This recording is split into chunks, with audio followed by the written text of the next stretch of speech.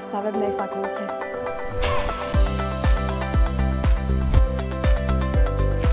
Štúdium na stavebnej fakulte je hlavne pre chalanov a bifľošov.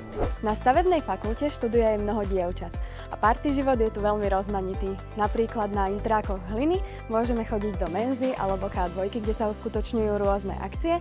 Takisto tu je aj študentský ples alebo či už mikulášska party na škole s punčom a rôzne iné aktivity.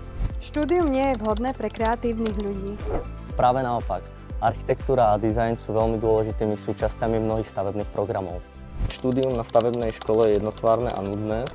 Nakoľko sa zúčastňujeme projektov, kde môžeme riešiť reálne problémy v praxi a aplikovať svoje znalosti, je štúdium veľmi rozmanité a zaujímavé.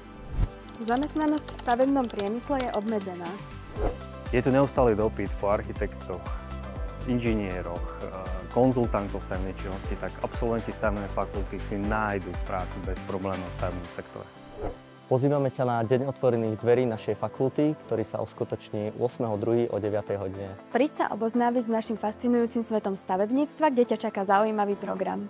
Okrem zaujímavého programu a odborníkov zo stavebnej fakulty môžeš stretnúť aj potenciálnych zamestnávateľov, u ktorých môžeš pracovať aj počas školy.